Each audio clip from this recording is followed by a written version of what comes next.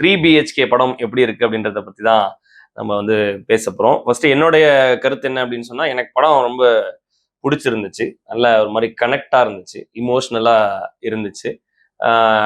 கொஞ்சம் லென்த்தா இருந்த மாதிரி ஃபீலா இருந்தாலும் கூட அந்த லென்த் எல்லாம் தேவைதான் போல இருக்கு அந்த இடத்துல அப்படின்றது கிளைமேக்ஸ்ல வந்து எனக்கு ஃபீல் ஆச்சு. மற்றபடி ஒரே ஒரே லைன்ல ஒரே பாயிண்ட்டுக்குள்ள இருந்து வெளியிலே போகாம அதை சுத்தியே கதை இருந்த மாதிரி இருந்துச்சு.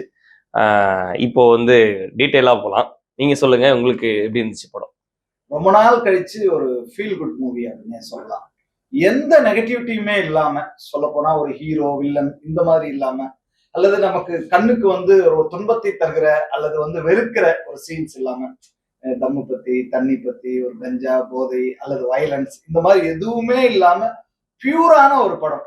இப்ப வழக்கமா சொல்லுவோம் இல்லையா, யதார்த்தத்துக்கு நெருக்கமான படம், நம்ம லைஃப்ல இருந்து எடுக்கப்பட்ட ஒரு படம். இங்கேயே வந்து ஒரு ஷூட்டுக்குள்ள அப்படின்னு யோசிக்காம ஒரு வீட்டுக்குள்ள கேமரா வச்சிருந்து எடுத்திருந்தா எந்த அளவுக்கு லைவா இருக்கும், அந்த மாதிரியான ஒரு படம் அப்படின்னு சொல்லுவோம்ல.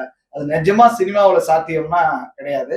ஆனா ஒரு லோயர் மிடில் கிளாஸோட வலிகளை, பிரச்சனைகளை, அவங்களோட அங்கலாய்ப்புகளை, அவங்களோட தீவிரத்தை, அவங்களோட கனவை ரொம்ப சரியா நிறைவேற்றி இருக்கிற படம், அல்லது அவங்களோட பிரச்சனைகளை அக்கு வேற ஆணி வேற அலசி இருக்கிற படம் எது இப்ப சமீபத்துல வந்திருக்குன்னு சொன்னோம்னா தாராளமா நீங்க வந்து 3 BHK சொல்லிடலாம்.